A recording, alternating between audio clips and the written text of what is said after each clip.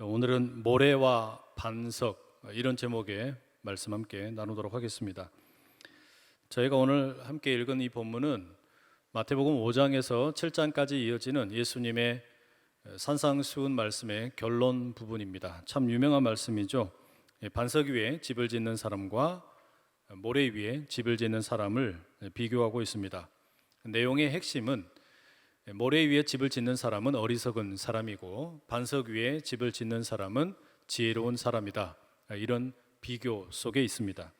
그런데 한 가지 좀 이해하기 어려운 내용이 있습니다. 만약에 이 본문에 소개되고 있는 모래라는 것이 우리가 바닷가에서 흔히 보게 되는 그런 모래라면 여러분, 그런 모래 위에다 집 짓는 사람이 있습니까? 아무도 거기다 집 짓지 않습니다.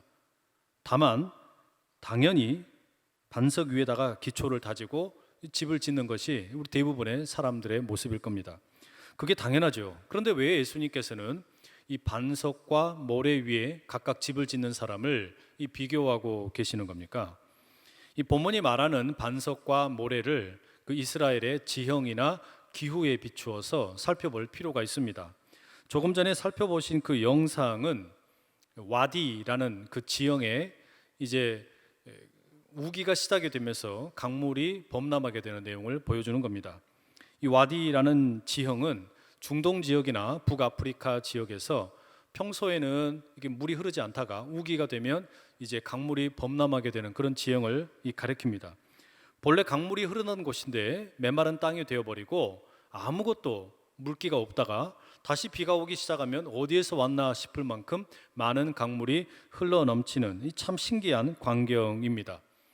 실제로 그래서 저렇게 이제 이 물이 흘러와서 강물이 넘치게 될 때는 이스라엘 사람들도 신기하게 바라보고 저렇게 사진을 찍곤 한다라고 합니다.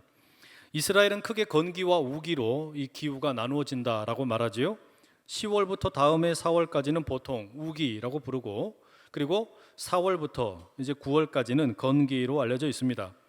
그러니까 영상에서 보신 것처럼 초여름이 되면 이제 강이 바닥을 드러냅니다. 이 강물이 흘렀던 어떤 흔적이 하나도 없이 그냥 작은 돌멩이와 모래가 이 바닥을 드러내고 평평하게 다져진 모습입니다. 본문이 말하는 모래라는 것은 바로 그런 곳을 말합니다. 본래 강물이 흐르는 곳인데 이제 강물이 말라버렸고 그저 돌멩이들과 모래들만 평평하게 다져진 강바닥입니다. 그러니 여러분, 우리가 상상을 한번 해보십시오. 이런 지형이나 기후에 대해서 모르는 사람이 새롭게 동네에 이주를 해왔습니다. 집을 지으려고 그럽니다. 그럼 여러분, 어디에 집 짓겠어요? 당연히 평평한 땅을 찾겠지요.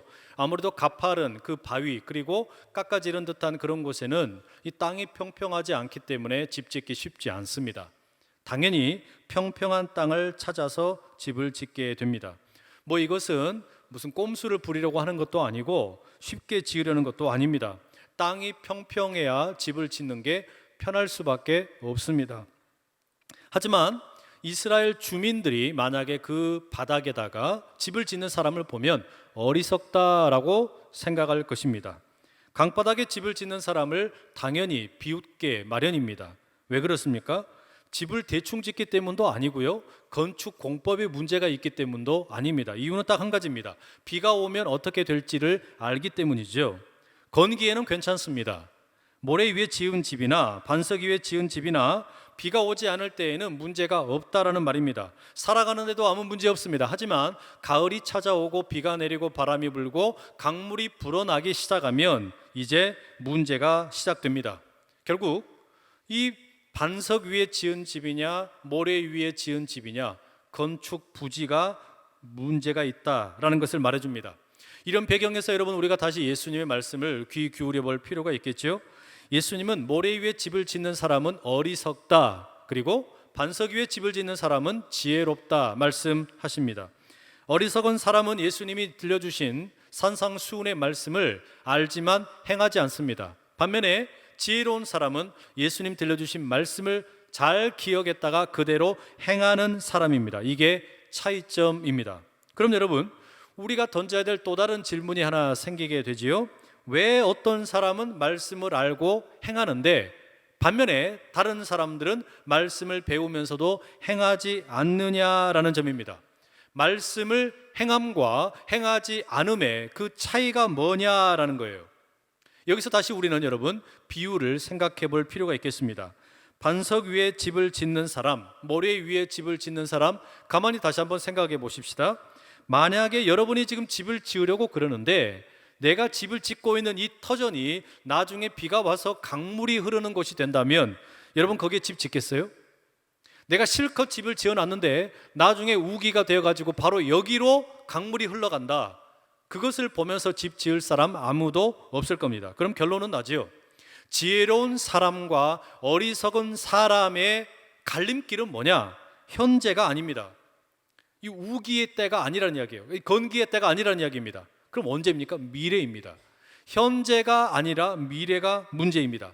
미래에 대해서 조금이라도 아는 사람이라면 그 강바닥 평평하다고 자갈이 잘 깔려 있고 모래가 잘 깔려 있다고 거기에 집 짓지 않는다는 말입니다. 그럼 여러분, 이 성경에 이야기하는 미래, 이 어떤 미래입니까? 본문이 말하는 이 지혜로운 사람, 미래를 내다보는 사람인데 어떤 면에서 지혜로운 사람입니까? 모든 경제 활동은 미래의 가치를 주목하게 되죠. 그게 기본입니다. 이 부동산 투자를 하는 분들도 미래의 가치를 주목하고 투자하라 말합니다.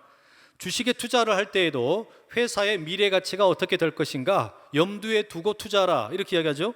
자녀들에게 직업에 대해서 컨설팅을 할 때에도 미래에 어떤 직업이 유망할 것인가 거기에 관심을 두고 집중하라 말합니다. 결국에 모든 경제 활동의 기본은 지금 당장도 중요하지만 앞으로 미래의 경제적인 가치가 어떻게 될 거냐 여기에 달려있다고 해도 과언이 아닙니다. 하지만 오늘 본문이 말하는 지혜로운 사람은 그런 경제적인 미래의 가치를 따지는 사람이 아닙니다. 반석 위에 집을 지은 지혜로운 사람은 그보다 훨씬 더 먼 미래를 내다보는 사람입니다. 이 땅에 살아가는 삶 너머의 미래라고 할 수 있습니다. 죽음 이후의 미래입니다. 이 땅에서 삶을 마친 후의 미래입니다. 예수님이 다시 오실 미래입니다. 하나님의 나라가 임할 미래입니다. 이 미래가 지금 우리에게 다가오고 있다라는 말입니다. 그렇다면 여러분, 지금 현재 모래 위에 집을 짓는 사람이나 반석 위에 집을 짓는 사람이나 뭔가 차이가 있습니까? 아무런 차이점이 겉으로 보기에는 드러나지 않습니다. 다를 바가 없어요. 똑같이 일을 하고 살아갑니다. 열심히 일하고 가정을 꾸리고 자녀들을 양육하고 또 사업을 키우기 위해서 노력을 합니다. 학교를 다니기도 하고 친구들을 만나기도 합니다. 차이점이 아무것도 없어 보입니다. 하지만 다가오는 하나님의 미래가 이 똑같이 살고 있는 현실 가운데 전혀 다른 결과를 가져오게 됩니다. 다가오는 미래에 비가 옵니다. 바람이 붑니다. 그리고 강물이 다시 흘러가게 됩니다. 그러면 이 강물이 누군가에게는 목마름을 해결해 주는 참 좋은 강물이지만 또 다른 누군가에게는 재앙이 됩니다. 원치 않는 강물이 됩니다. 바로 이게 성경이 말하는 종말 사상입니다. 하나님의 미래가 지금 강물처럼 우리에게 다가오고 있다라는 말입니다. 우리가 미래를 향해서 가는 것이 아니라 하나님의 미래가 강물처럼 우리에게 다가옵니다. 이 강물을 여러분께서는 축복으로 맞이하시겠습니까? 아니면 재앙으로 맞이하시겠습니까? 그렇기 때문에 모래 위에 지은 사람은 어리석은 사람입니다. 마지막에 어떻게 될지 예수님으로부터 들었는데도 그렇게 행하지를 않는 겁니다. 반면에 반석 위에 집을 짓는 사람, 지혜로운 사람입니다. 마지막에 어떻게 될지 배웠기 때문에 그대로 행하는 사람입니다. 그게 작지만 결정적인 차이점입니다. 성경이 이야기하는 이 종말의 사상이라는 것이 이렇습니다. 상황이 이렇다 보니까 사탄이 무슨 일을 하는 걸까 우리가 미루어 짐작을 해볼 수 있습니다. 에덴 동산의 아담과 하와를 꼬드겼던 그 사탄은 지금도 계속해서 수많은 사람들, 아니 우리 모두에게 찾아옵니다. 유혹합니다. 은밀하게 속삭입니다. 그 속삭임의 내용이 뭡니까? 단순합니다. 죽으면 다 똑같다 이렇게 이야기합니다. 하나님의 미래는 없다라고 말합니다. 부활은 없다고 말합니다. 그러니 예수님 다시 오지 않을 것이니 믿지 말라는 겁니다. 예수 믿을 바에는 차라리 네 자신을 믿어라. 그것도 아니면 나 사탄을 믿어라. 이렇게 꼬드깁니다. 그게 사탄의 유혹입니다. 여러분, 죽음 이후에 다를 바가 하나도 없다면, 예수 믿는 사람이나 믿지 않는 사람이나 조금 더 다를 바가 없다면 사탄의 유혹이 맞지요. 정말로 그렇습니다. 굳이 불편하게 예수 믿겠다고 주일날이면 편하게 쉴 수 있는데 예배 드리러 나올 필요 없습니다. 뭐 기도하고 찬송하고 아까운 헌금 할 건가 말 건가 고민할 필요도 없습니다. 선교를 왜 합니까? 전도를 왜 합니까? 그냥 편안하게 살면 되죠. 이 모든 것은 다 어리석은 짓일 뿐입니다. 그렇다면 우리가 굳이 반석 위에 집을 지을 필요가 없다라는 말입니다. 편안하게 모래 위에다가 강 바닥에다가 집을 지어도 아무 상관없습니다. 왜요? 강물이 흐를 일이 없기 때문입니다. 어차피 비도 안 올 것이고 강물도 다시 흐르지 않을 것이니 평평한 땅에 집 짓고 그냥 이 한 생애를 잘 살다가 죽으면 그만입니다. 그러나 여러분이 정말로 예수님의 십자가와 부활을 믿으신다면 그때부터 이야기는 완전히 달라지게 됩니다. 달라져야만 합니다. 혹시라도 모래 위에 내가 지금까지 집을 지어 왔다 할지라도 예수님의 십자가의 죽으심과 부활을 믿고 그 예수님이 다시 오실 것을 믿는다면, 하나님의 미래가 지금 우리에게 다가오고 있는 것을 믿는다면, 강물이 결국 다시 범람하게 될 것을 믿는다면 강바닥에 집 지으면 안 돼요. 강바닥에다가 집 지은 거 포기해야 합니다. 하나님의 다가오시는 미래를 믿는다면 전혀 다른 가치관과 생각을 가지고 살아야만 한다라는 말입니다. 그때부터 우리는 이제 행동이 달라져야만 합니다. 미래를 알기 때문에 행동이 달라지는 겁니다. 부활을 알기 때문에 행동이 달라지는 겁니다. 주님의 다시 오심을 알기 때문에 행동이 달라지는 겁니다. 사탄의 유혹을 거절하는 이유도 바로 거기에 있습니다. 그게 반석 위에 새로운 집을 짓는 결단입니다. 바라기는 여기 오늘 함께 예배 드리시는 여러분 모두 가운데 이런 믿음의 결단이 있기를 축복합니다. 반석 위에 집을 짓는 지혜로운 자로 살아가실 수 있기를 간절히 축복합니다. 만약에 여러분께서 하나님의 다가오는 미래를 정말로 믿으신다면, 예수님께서 정말로 지금 강물처럼 우리에게 흘러오고 계시는 것을 믿으신다면 반드시 해야 할 일이 있습니다. 이 소식을 누군가에게 알려야 합니다. 내가 정말로 이걸 믿는다면 이거 누군가에게 말하지 않고 그냥 있으면 직무유기입니다. 특별히 가운데 여러 군데에서 살아가는 우리 이웃들에게 복음을 전하는 것도 중요하지만 우리 자녀들에게 복음을 전하는 것은 더더욱이나 중요합니다. 왜냐하면 지금 우리가 살고 있는 세상을 가만히 보면 자녀들의 마음을 세상이 다 빼앗아 가버렸기 때문입니다. 달리 말하면 사탄이 다음 세대를 점령해 버렸습니다. 이 세상이 전부라고, 이 땅에 사는 것이 전부라고, 이번 생애가 전부이니까 그냥 네 하고 싶은 대로 마음대로 살아라. 어찌 들으면 너무나 달콤한 세상의 유혹이 다음 세대를 점령하고 있는 것처럼 보입니다. 기성세대는 말할 것도 없고 다음 세대도 이런 세상의 유혹에 너무나 쉽게 넘어지는 것처럼 보입니다. 그렇기에 신앙을 제대로 전수해야겠지요. 예수님의 다시 오심을 전해야만 합니다. 예수님의 다시 오심이 강물처럼 흐를 것을 이야기해야만 합니다. 어떻게 하면 좋겠습니까? 어떻게 해야 우리가 다음 세대에게 제대로 된 신앙 교육을 할 수 있겠습니까? 제가 최근에 정말 감동적인 선물을 하나 받았습니다. 이 사인볼입니다. 야구공인데 선수들의 사인이 들어가 있는 기아 타이거즈의 사인공입니다. 여기에 보면 9명의 기아 타이거즈 선수들의 사인이 들어있습니다. 양현종, 이명기, 황대인, 안치홍, 김선빈, 최영우, 김민식, 하준영, 한승택. 여러분들에게는 아무런 의미가 없는 이름이겠지만 저에게는 중요한 이름입니다. 이름만 들어도 설레는 기아 타이거즈의 선수들의 이름입니다. 그런데 이 사인볼을 제가 선물로 받았어요. 이게 누가 저에게 주신 줄 아세요? 이 선물 주신 분이 우리 교인입니다. 근데 이분이 누구냐면, 더 감동적인 것이 KT 위즈의 트레이닝 코치로 활동하는 분입니다. 그러니까 본인은 KT 위즈에 몸을 담고 있는데 담임 목사가 기아 타이거즈를 좋아한다는 소문을 들으시고 광주 원정 경기 가셨다가 적진에 들어가서 선수들의 사인을 받아가지고 오신 겁니다. 얼마나 감동적입니까, 여러분? 제가 이 팬심이 있다라는 것을 아시고서 적진에 들어가서 사인을 받아오신 이 선물은 가히 역대상 11장에 비할 만합니다. 다윗이 베들레헴에 있는 우물물을 마시고 싶다고 혼자서 중얼거렸는데 이것을 3명의 용사가 흘려듣지 않습니다. 그리고서 어떻게 합니까? 블레셋 군대가 진치고 있는 베들레헴에 들어가 가지고 싸우고 결국 그 우물물 떠다가 다윗에게 주지 않습니까? 여러분, 이게 다윗의 그 받은 우물물보다 더 귀한 거예요. 이게 얼마나 귀한 건지 모릅니다. 이 야구공이 아무것도 아닌 것 같지만 제 안에 잠들어 있던 타이거즈의 DNA를 깨웠습니다. 제 안에 있던 프로야구를 사랑하는 마음을 흔들어 깨웠다는 이야기예요. 저는 본래 프로야구를 참 좋아했습니다. 그런데 아내와 결혼한 이후에 환란과 핍박을 만나게 되었습니다. 왜냐? 프로야구 생중계를 텔레비전으로 봤으면 됐지 뭐 한다고 밤에 늦게까지 하이라이트를 보고 또 보냐? 핍박을 당했습니다. 이게 전부가 아닙니다. 처가가 대구인데 대구는 삼성이 지배하는 도시입니다. 처가를 갔는데 또 다른 시련이 기다리고 있었습니다. 삼성 라이온즈 광팬이신 우리 형님이 계셨습니다.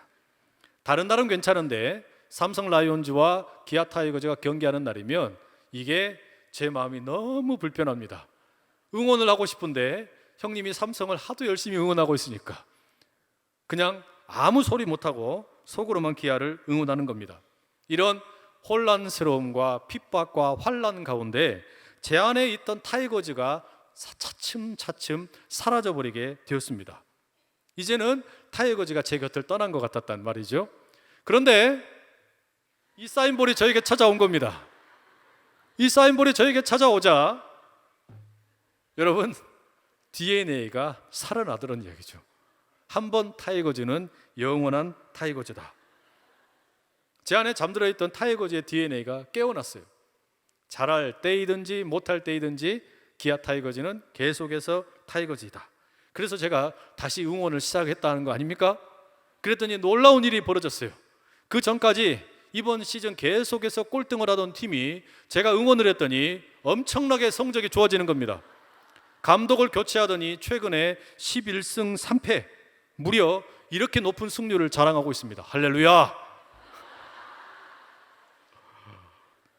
물론 여러분, 이거 웃자고 드린 이야기입니다. 여러분들에게 뭐 특정한 팀을 강요하거나 제가 강매하거나 그런 것은 아닙니다. 그런데 이게 그냥 웃을 일이 아닙니다. 제가 왜 이렇게 프로야구를 좋아하게 되었냐? 어린 시절에 아버지 등 너머로 프로야구 경기를 함께 보다가 야구에 대해서 조기 교육을 받았습니다. TV 경기를 함께 보다가 야구의 규칙을 배웠습니다.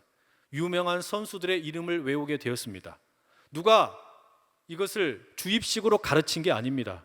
그냥 아버지와 함께 즐기다 보니까, 동생과 함께 즐기다 보니까 자연스럽게 프로야구를 사랑하게 되었고, 프로야구에 대해서 알게 되었고, 야구의 규칙과 언어와 그 모든 문화를 깨닫게 되었습니다. 사랑하는 여러분, 우리에게는 지금 이런 신앙교육이 필요합니다.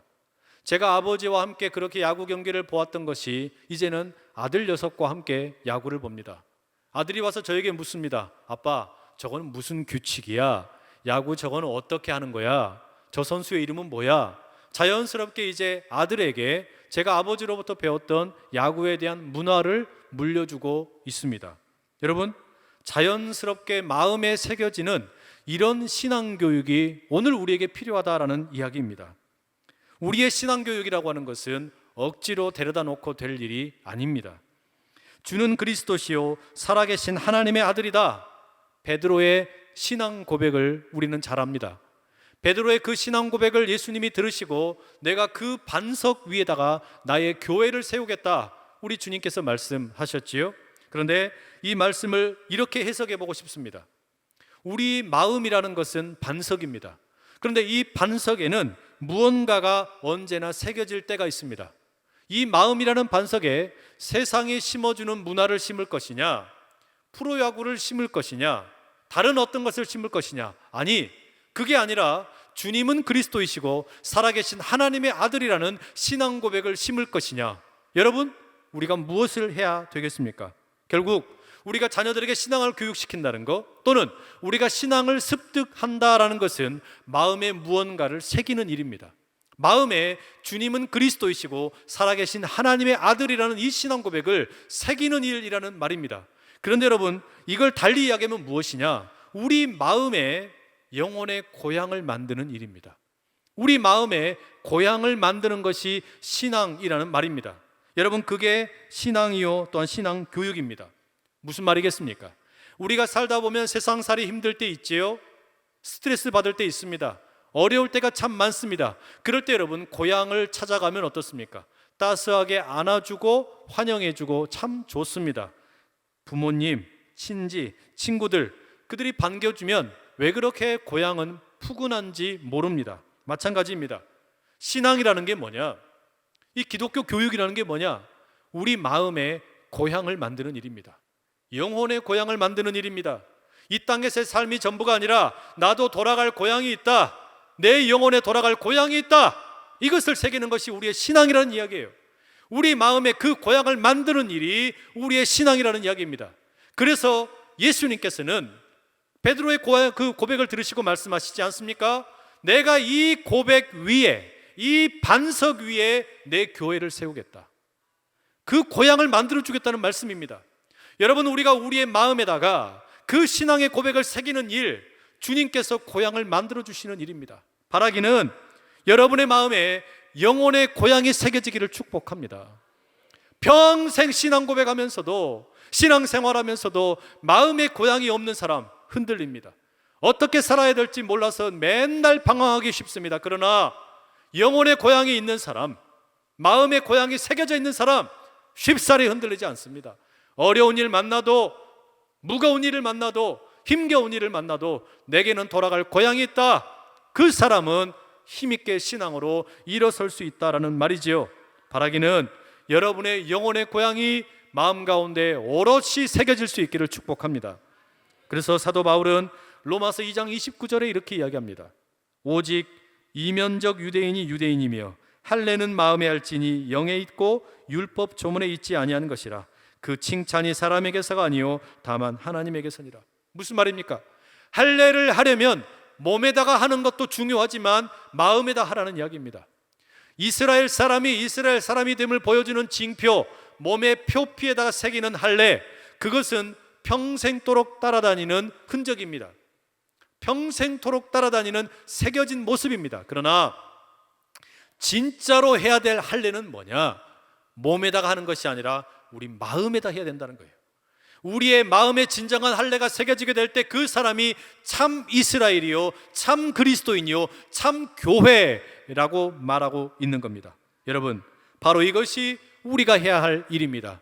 여러분의 할례가 마음에 새겨질 수 있기를 축복합니다. 여러분의 신앙 고백이 입술이 아니라 마음에 새겨지고 그 마음에 새겨진 신앙 고백을 따라 거룩하고 아름답게 반석 위에 집을 짓는 지혜로운 성도 다 되시기를 축복합니다.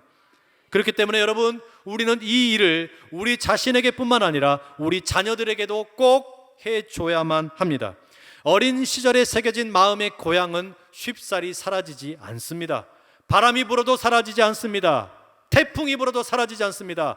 비가 내려도 사라지지 않습니다. 어린 시절의 마음에 새겨진 고향, 그 영혼의 고향은 끝끝내 우리를 따라다닙니다. 문제는 현재 우리가 살고 있는 이 시대가 신앙교육을 하기에 너무나 시간이 부족합니다. 우리의 자녀들이 너무나 바쁩니다. 그렇기 때문에 어떻게든지 시간을 만들어서라도 이 기독교 교육을 우리가 해야만 합니다. 물론 가정에서 1차적으로 신앙교육이 이루어져야만 하겠지요. 부모님이 자녀들의 신앙교육에 가장 위대하고도 뛰어난 이 선생님이 되어야 합니다. 그런데 교회도 그 일을 위해서 돕고 섬기려고 합니다.